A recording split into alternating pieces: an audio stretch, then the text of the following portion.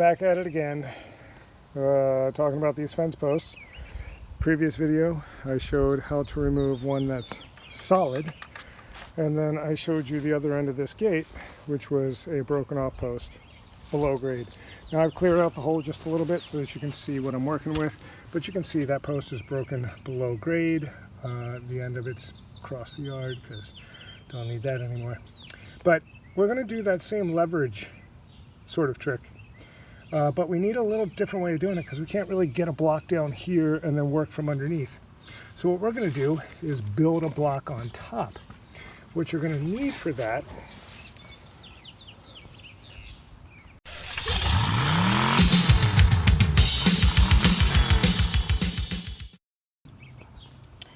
is something like this. This is a timber lock. You can see that it's threaded on the tip, not through the body. We're going to use a timber lock and a piece of board. So what we're going to do is run that timber lock down through the top of this board. I might throw in a second just to lock it in well, because that's a pretty rotten board. But we're going to timber lock it down to there, then we will be able to use our mattocks from underneath of this, because now we'll have some leverage.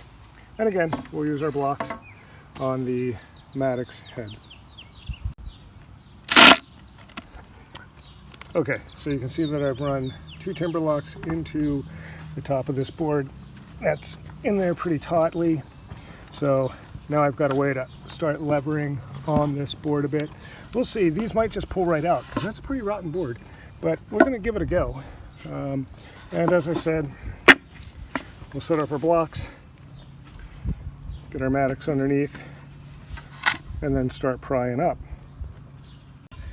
Alright, so basically what ended up happening is exactly what I thought, which is it's pretty rotten. So the timber locks pulled right out. So what I'm going to have to do is try to run them through again, choose a little different, see if I can get some better meat on this 4x4. We'll see what we get to here. So I just did a little extra work, a little extra step. I took my block of wood, 5-pound maul, gave it a hit onto the side here, onto the side there, in from the side this way, in from the side that way. You can see that I broke down some of the rotten wood, which is exactly what I wanted to do, get that out of my way. I need to have decent wood to actually get that timber lock to bite into.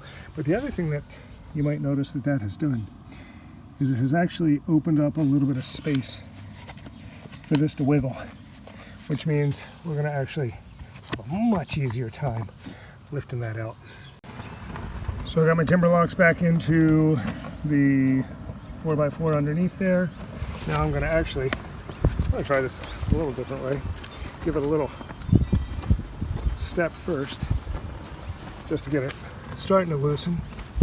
And now we're going to set up our prying mechanism and get to it.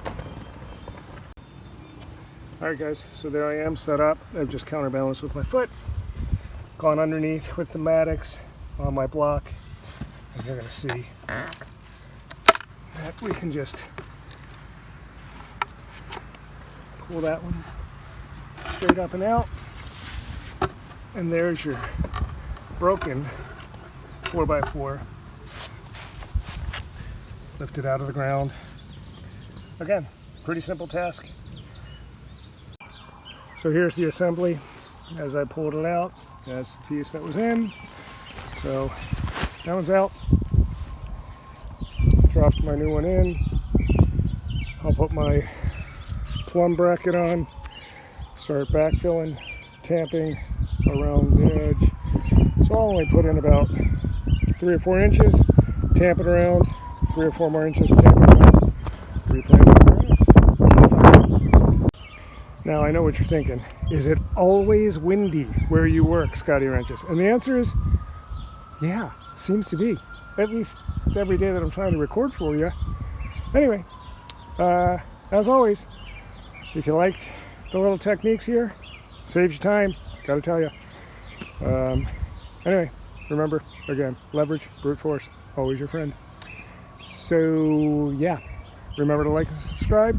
I'll catch you when the fence is done, maybe I'll work on a car again. See you soon.